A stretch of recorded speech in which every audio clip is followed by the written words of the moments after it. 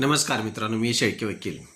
आजच्या व्हिडिओमध्ये आपण एक घटना महत्त्वाची पाहत आहोत. मित्रांनो, ज्यावेळी वादी मेहरबान कोर्टाकडे दावा दाखल करत असतो त्यावेळी तो वादी हा स्वच्छ हातानं मेहरबान कोर्टाकडे गेला का नाही हे पाहिलं जातं.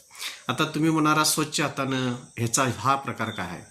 तर मित्रांनो, जर वादी हा न्याय मागत असेल न्यायदेवतेकडे म्हणजेच न्यायालयाकडे जर न्याय मागण्यासाठी जर त्यानं दावा दाखल केलेला असेल तर त्यामध्ये त्या वादीनं क्लीन हँड्सनं कोर्टासमोर गेलं म्हणजे त्याच्या वागण्यामध्ये आणि कृतीमध्ये कुठलाही अप्रामाणिकपणा असता कामा नये.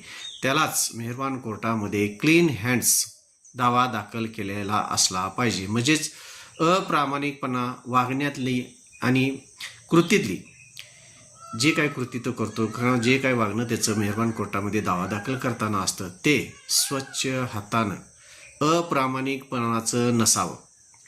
त्यानं प्रामाणिकपणे मेहरबान कोर्टाकडे न्याय मागितला पाहिजे असं कोर्टाचं मत आहे. त्याच पद्धतीनं त्यासाठी एक सायटेशन महत्त्वाचं आहे मित्रांनो. टी.ए. जॉर्ज व इतर विरोध डी.डी. व इतर हे सायटेशन AR 1995 दिल्ली 131 मध्ये नमूद केलेलं आहे. सदर केसमध्ये असं दिसून आलेलं आहे की वादी हा अप्रामाणिकपणे वागणुकीमध्ये आणि कृत्यामध्ये अप्रामाणिकपणा दिसून येत होता. त्यामुळे प्रामा PCI केस ही चुकीच्या पद्धतीनं मेहरबान कोर्टाकडे दाद मागण्यासाठी दाखल केली होती ही ह्या केसमधून दिसून येते. माझ्या चॅनलला सबस्क्राईब करा, लाईक करा, शेअर करा. धन्यवाद मित्रांनो.